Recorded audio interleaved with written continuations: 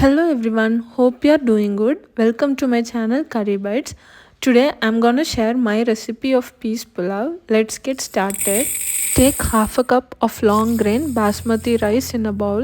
Rinse it till the water runs clear and soak it for 15 minutes. Today I'm making a small quantity that serves only one or two. So if you're making it for large number of people, you can multiply the ingredients as per you require. In a pressure cooker, add 2 tablespoons of ghee, half a teaspoon of cumin seeds, 1 bay leaf, 1 cardamom, 1 clove, 1 inch piece of cinnamon and half an onion finely sliced. Once the onion starts to change color, add in 1 tablespoon of ginger garlic paste. Saute this till the onion changes color. Now to this, add in half a cup of frozen peas and 4 to 5 mint leaves. Saute this for a minute.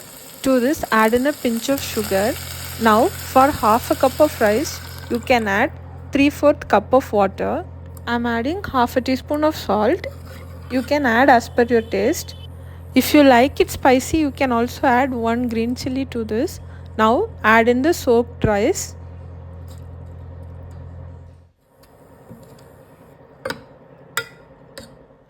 Once bubbles start appearing, you can cover it and add weight to the pressure cooker.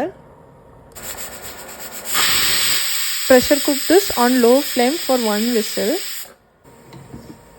After the whistle, allow the pressure to settle down naturally.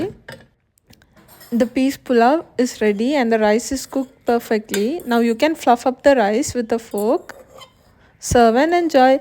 I like my peas pulao with paneer butter masala. I find that to be a delicious combination. Hope you found this video useful. Subscribe to my channel Curry Bites for more future recipes. Thank you.